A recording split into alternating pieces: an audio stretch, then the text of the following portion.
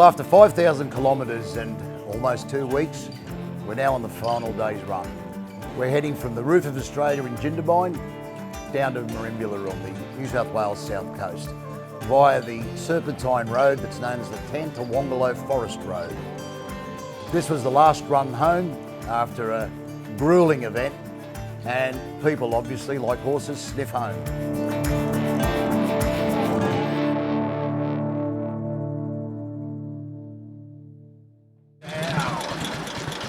Either I'm late or you're early this morning.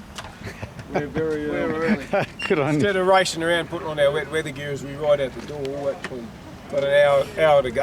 And we're all ready and warmed up. Last day we got all. Yeah. Looking forward to a pleasant journey on the way down. It's going to be a big night tonight, I think. You've got to hold an average of 30 mile an hour until you get to Lochiel. At Lochiel you'll see the second marshal. You can then resume a safe road speed. Any questions on that? Have a nice ride and I look forward to seeing you all at dinner tonight. We've got a bit of a steep, windy drop, so we put a little time trial in there just to keep everybody honest and keep them on the black stuff. We've got a lot of potholing to contend with, bit of a scan this morning, there's kangaroos everywhere. So even though it's not a big distance, it's certainly got to be on your game to get there.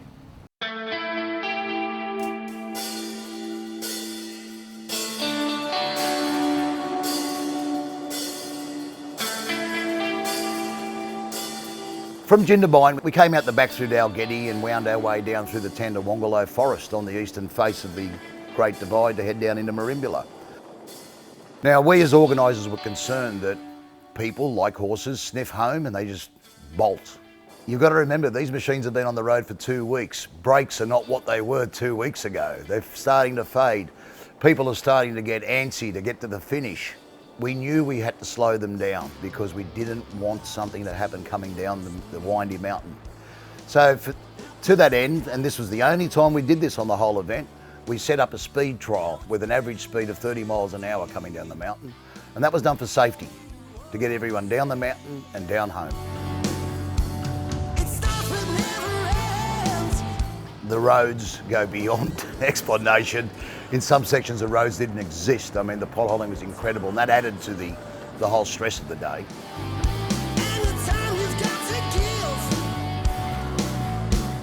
100 k's from the finish line, one of our riders, Mario Belletti, fell into a pothole, didn't come out the other side.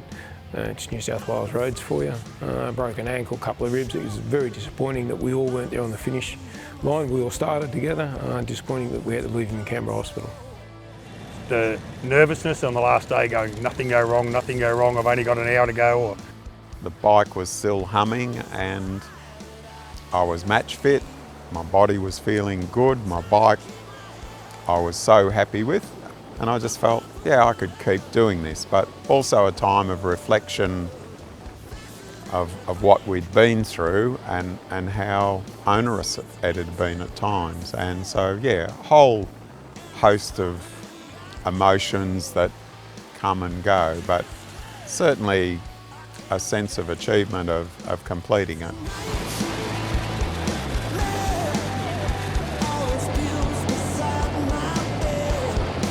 It's a wonderful feeling to ride down that final hill and see the coast.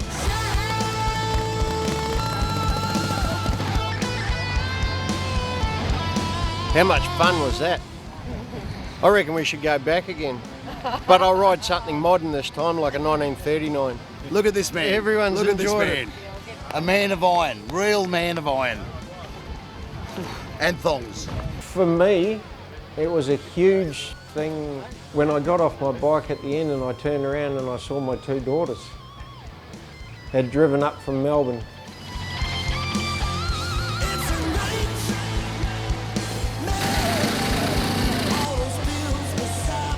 Perfect score, rode all the miles and no assistance required from the backup vehicle along the trip. Made all the points and full score and yeah, came third, so I was quite chuffed with that. I was glad to get home, and I was home for about a week and I wished I was back out there driving again, seeing all the scenery, seeing all the motorbikes, talking to all the riders. But even now, I wish I was back out there doing it again. It was a long time on the road, and it was not a holiday. It was definitely not a holiday. It was full on. It was really full on. I think that moment was, hey, our family, my son, my wife, my daughter-in-law and my grandson, we've done this entire trip, first time ever done in Australia. What an awesome experience! I reckon I'd ride back again now. You get all the kinks worked out on the way over and you're good to go. Where's our day sheet for tomorrow? Hey, no chance. I'm thinking to myself, I'm missing something. You're done, mate. Well done. Well done. Thank you.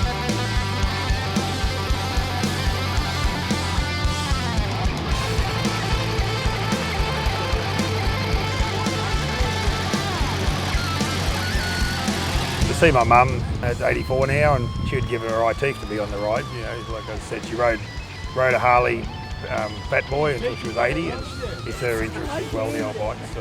This is one that taught me all about habits. She's met a lot of my friends and that through the old bike thing and scene, and that, so she enjoyed catching up with them as well.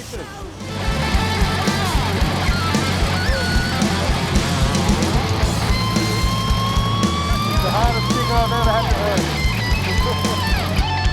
Congratulations.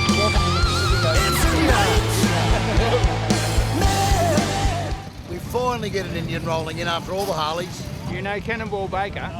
He was an Indian man, and he said, if you ever see me riding a Harley, it's because they paid me to do it. It must be a Western Australia thing, you're coming the wrong way.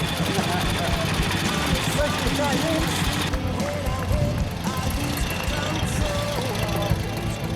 All right, now what? You turn around and go back? Maybe.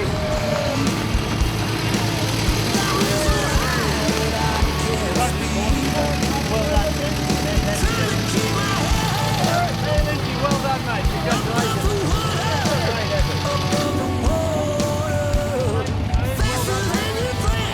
Anyone that competed, entered, back up,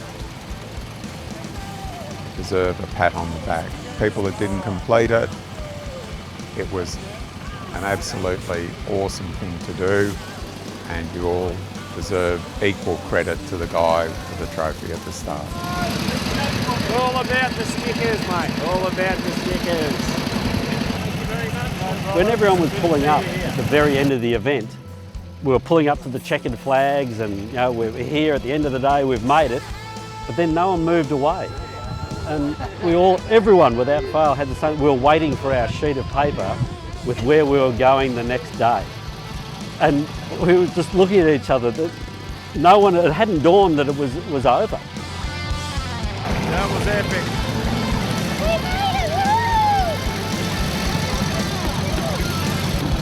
Give me a hug. Oh. All right. You made it.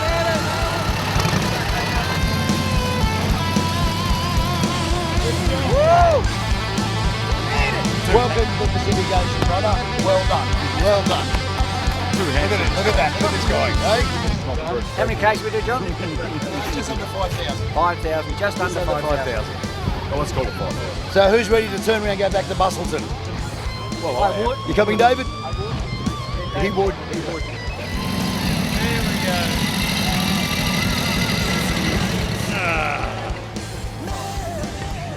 Thank you very much. All the way back up. Well, there's the ocean. Happy to see it again. The event started as being it's about the bikes, it's about the teams, as you would expect with any event. And the camaraderie that was formed was unbelievable. Day 14 at Merimbula. After 4,692 kilometres, out of the original 81 entrants, 23 arrived with a perfect score. This included 2 Indian Scouts in the top 4, plus Harley Davidson took out the other 2 top positions. That night we had a fantastic event, very well organised, great venue. Kendall and his crew put together a fantastic time. One of the main reasons we're doing this, sure, we're doing this because it's a challenge, we're doing this because we enjoyed it, we're doing this because we've challenged ourselves. But we've also done it to raise money for the Royal Flying Doctors. Cowboy and his little tin has raised something like about $2,500 as we come across. So have a big hand, cowboy. Scott himself, he's got $122,000 in the kitty. So how's that? Apart from having a wonderful feed and some very, very well-earned brews, we held an auction and we auctioned off the memorabilia from the race, the start banners, the finish banners, whatever we had with the race, we auctioned them off to raise further funds for the Flying Doctors. The generosity of the crowd was amazing. Let's start at 100. 200! 200 up the back. Let everybody's way up there. 300! Anyone better off? 450! 600 up the back. We were having people bidding $1,500, $2,000 just for a finish line banner, for example. Going price, sold. Thank you very much. We'd run out of things to auction. The memorabilia was all gone, everyone got in behind us. Ian was wearing his favourite Hawaiian shirt that night. It's such favourite that he wore it to his daughter's wedding, when all of a sudden someone yelled out, Ian's shirt, I think we should bid on that. $500 for Ian's Hawaiian shirt. It's got to be worth some money. So that kicked off a frenzy. 200 Dave, 200 Gunner, $1,000 for a shirt she didn't want. Now the best part of that story is, apart from Ian having to hand the shirt over right there and then on the spot, Cowboy actually posted the shirt back to me to give back to Ian. After raising a couple of grand for the Flying Doctors, Ian got his shirt back as well. The amount of seasoned riders, and I'm talking seasoned riders, older guys, that have since said to me that this event was a life-changing one, just can't be ignored. Being a cannonballer has got a lot more to do than just getting your bike across the country. Your character became a major component of whether you were a cannonballer or not. 14 days on the road with motorcycles that were built long before you were born, with a bunch of guys or characters as the ones we had. I mean, wow, that's the most incredible 2 weeks anybody can spend. And as Bill Bryce, who I consider as a guru, said to me, a 2-week rolling event has never been done in Australia. He said, we've just pulled it off.